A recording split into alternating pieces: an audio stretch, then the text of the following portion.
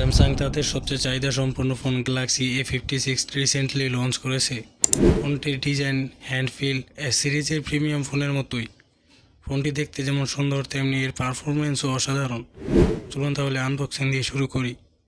বক্সটি খুললেই পাবেন ফোনটি, পাবেন user manuals, SIM ejector pin, type C to type C cable তো রয়েছেই, তবে নেই কোনো চার্জার, যদিও 45 ওয়াটের চার্জার সাপোর্ট করে।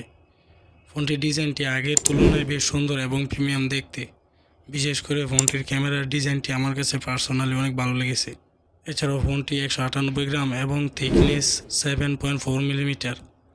13 5G brands, 4G plus, wifi 6, Bluetooth 5.3, USB 2.0 এবং NFCর মতো ফিচার্সগুলো পেয়ে যাবেন ফোনটিতে।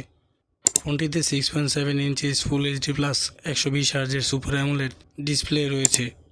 সর্বোচ্চ 1200 নিটস ব্রাইটনেস, 1700 নিটস পর্যন্ত পিক ব্রাইটনেস, সাথে কর্নিং গরিলা গ্লাস ভিক্টাস প্লাসের প্রোটেকশন রয়েছে। ফোনটিতে optical in display fingerprint scanner রয়েছে, তবে ফিঙ্গারপ্রিন্টটি যথেষ্ট ফাস্ট।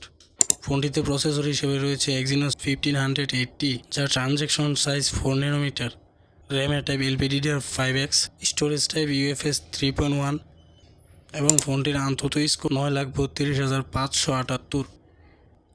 এছাড়াও out of the box Android 15 ও One UI 7 পেয়ে যাবেন।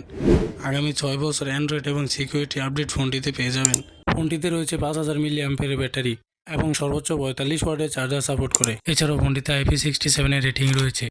ফোনটিতে ট্রিপল ক্যামেরা সেটআপ রয়েছে, 50 মেগাপিক্সেলের মেন ক্যামেরা, সাথে OIS, 12 মেগাপিক্সেলের আলট্রা ওয়াইড, 5 মেগাপিক্সেলের ম্যাক্রো এবং 12 মেগাপিক্সেলের সেলফি ক্যামেরা রয়েছে। স্যামসাংয়ের ক্যামেরা নিয়ে আসলে তেমন কিছু বলার নেই, বিশেষ করে এই বাজেটের এই সিরিজের ফোনগুলোকে নিয়ে।